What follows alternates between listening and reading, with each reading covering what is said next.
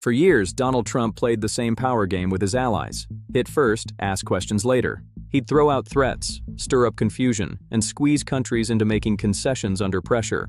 Tariffs, fiery public showdowns, and straight-up economic intimidation were his go-to moves, all based on one belief, that chaos could be turned into control. And for a while, it actually worked. Most governments didn't want the smoke. They gave in, signed deals that favored Trump, swallowed tough terms, and backed down in silence just to keep the peace. But Canada stood tall and said no. Mark Carney refused to bend, and now the ripple effects of that bold choice are impossible to ignore. Across North America and even overseas, officials, investors, and top policymakers are waking up to one truth. Trump's pressure tactics against Canada blew up in his face. Now, Carney's strategy is being seen as a playbook for how to push back against political bullying. The Canada-US relationship has entered one of its most unpredictable chapters ever. For decades, these two nations were locked together, economically, politically, and institutionally. They built things side by side, shared factories and supply chains, and designed industries based on cooperation and trust. But those foundations are shaking like never before. I would just encourage Prime Minister Carney to do what he thinks is best for the Canadian people, not his own virtue signaling, because we do have a USMCA negotiation coming up. That was President Trump's Treasury Secretary threatening Prime Minister Carney over U.S.-Canada trade, part of what's become the new normal from the White House. Il y a presque rien normal. There's nearly nothing normal in the U.S. now, and that's the truth. It almost feels like every day we're hearing something out of the White House on trade, like this post from Thursday. The president threatening to slap a 50% tariff on aircraft made north of the border because Canada has, quote, refused to certify the Gulfstream American jets. So when it comes to negotiating Canada's biggest, most significant trade deal, what could be the best tactic to use with this administration? We spoke with Jamie Tronis, head of the Center for North American Prosperity and Security, about what she calls a grand bargain. Jamie, thanks for joining us. When it comes to trade, Canada and the U.S. are at this incredible crossroads right now. You recently testified during the trade hearings here in Washington. What was your message? I talked a lot about how Canada and the U.S. currently have one of the greatest economic trade deals ever that has provided decades of benefits for both countries. Having this free trade agreement is something that, while maybe there's some issues with it, overall it's led to increased prosperity and increased strength for the continent. And so my message was strongly, keep the agreement, fix it if we have to, but keep it in place. And secondly, that if we do need to fix it, let's make it a quick fix and move on to the next thing. We really don't need to reopen the whole agreement for a long, drawn-out review that's going to take on too much changes. We need to keep it simple and get moving forward. That deep integration between Canada and the U.S. used to be celebrated as a major strength. Proof that teamwork could power entire economies. But now, it's starting to look more like a weakness. America First has replaced real partnership. Nationalism has taken the place of coordination, and decades of trust have been swapped for cold, strategic caution. Trade, once a bridge between allies, got twisted into a political weapon.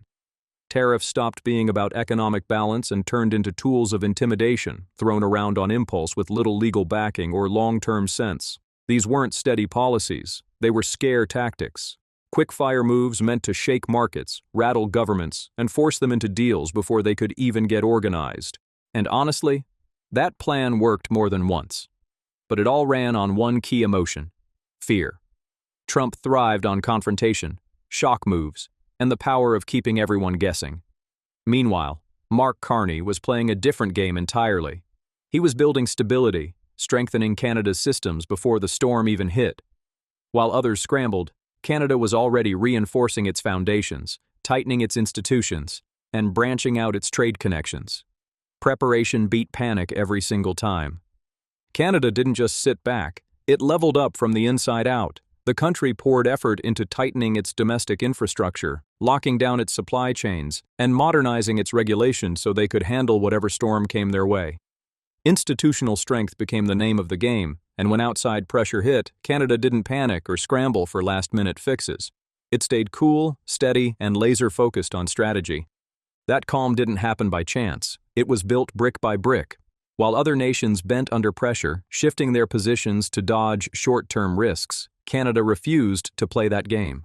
Many softened their stance, made compromises, and chased temporary relief. But not Canada. It stood firm, protecting its core interests, and refusing to trade long-term power for a moment of quiet. Do you think the current administration in the White House feels that way? Well, that's the big question. It is tough to think that they would think that right now. Clearly, Trump is very much hung up on having tariffs, his favorite word in the dictionary. It brings it up on almost every single thing. And I don't think that Canada is going to escape the eye of Sauron when it comes to tariffs. Bloomberg did an analysis recently, and they found that Trump only follows through on about 43% of his tariff threats. Does that surprise you? What should the Canadians take away from that? It doesn't surprise me. And the reason it doesn't surprise me is I think Trump actually believes he has more tariff authority than he does. And so oftentimes he has to walk that back. And his knee-jerk reaction of throwing out tariffs here and there on things he doesn't like doesn't always get the response that he's looking for, which is a back-down response. And I think that Canada has been correct in calling him out on not backing down on certain things. We are the only country that hasn't really embraced everything and given him the deal that he wants, and we still have the world's best trade deal with the United States with USMCA. And so there's a lot to be learned about what's going on, what Carney's trying to do behind the scenes. And I think that's what Europeans are looking at right now, especially to see how Trump reacts to Carney, how he reacts to his speech in Davos. It feels as though Carney has punched the shark in the nose. I know everyone's waiting to see when the shark is going to come back and try and bite him. Even with the tension cranked all the way up, Canada held its ground and kept its trade framework with the U.S. intact. Markets stayed open, money kept flowing, and those vital supply chains never broke. The collapse everyone predicted? It never came, because pure intimidation just wasn't enough to bring Canada down. What went down between Canada and the United States has turned into a global case study. Governments, investors, and trade experts everywhere are picking it apart, trying to understand how Canada took hit after hit without snapping back, how it kept its trade doors open without bowing down, and how it stayed independent without cutting itself off from the world. Canada's calm yet firm response has become a blueprint in modern diplomacy, not because it made flashy headlines, but because it actually worked. One of the biggest aftershocks of Trump's hardline tactics has been the slow crumble of institutional trust, and that's no small thing. Trust is the backbone of global trade and diplomacy. Once it cracks, everything starts to wobble. Businesses hesitate, allies start to hedge their bets, and long-standing partnerships begin to feel shaky. Canada saw that shift coming and adapted fast. Now it deals with Washington with clear eyes. Realism over blind faith, caution over complacency, and strategy over assumption. That mindset marks more than just a policy change. It's a full-on structural transformation in how Canada manages one of its most important relationships. Trump's pressure campaign didn't stop at tariffs or trade fights. It went deeper. Political signals started flying, quiet divisions were stirred inside Canada, and public debates were pushed in ways that tested the country's unity. Every move was meant to stir doubt, spark tension, and chip away at Canada's confidence. But Canada didn't take the bait. It refused to react out of emotion. Instead, it leaned on what truly matters: its institutions, its laws, and its diplomatic backbone. Once again, calm stability beat loud theatrics. Trump's whole game plan thrived on fear, moving fast, throwing opponents off balance, and keeping everyone guessing. His goal? To whip up chaos so quickly that no one had time to coordinate a smart response. But Mark Carney saw it coming and flipped the script. Canada stayed cool, acted with precision, and stripped the uncertainty right out of Trump's playbook. When you don't panic, pressure loses its bite. Threats only work if people believe them, and Canada simply stopped believing. That shift didn't just protect Canada, it backfired on the US too, creating ripple effects Trump never saw coming. As the pressure campaign rolled on, global confidence began to shake. Supply chains took hits, investors started backing off, and allies quietly began spreading their bets, diversifying their partnerships, and exploring new markets. America's image as a steady, trustworthy partner took a serious hit, while Canada's star began to rise. Its calm, steady hand became its greatest advantage, and reliability turned into its most valuable currency. The old Canada-US relationship didn't vanish. It evolved. Canada stopped assuming goodwill would just come automatically and started moving with precision, preparation, and rock-solid institutions.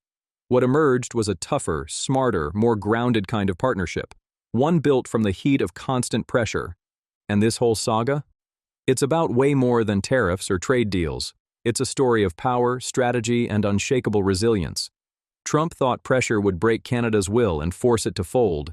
Instead, it fired up a wave of resistance. He believed intimidation would tighten his grip, but it actually pushed Canada toward independence. Mark Carney didn't beat Trump by shouting louder. He beat him by staying steady, strategic, and one step ahead. Mark Carney didn't fight back with rage or noise. He fought back with preparation, patience, and solid institutions. Canada didn't shout, threaten, or spiral into drama. It stayed calm, stayed disciplined, and kept its focus sharp. And now, governments all over the world are taking notes. They're realizing that real leadership doesn't need chaos. It needs credibility, clarity, and a long game built on smart planning. Trump's hardline tactics ended up backfiring big time. He didn't just strain a friendship, he damaged one of the world's most respected partnerships. Trust cracked, influence faded, and in the end, his own pressure campaign collapsed under its weight. When the dust settled, Canada was still standing strong, and Trump was standing alone. This story isn't just about trade. It's about resilience, strategy, and the power of staying steady when the world tries to shake you. If you want more fact-driven breakdowns on how Canada handles pressure, interference, and global power plays, don't forget to like, subscribe, share, and drop a comment below.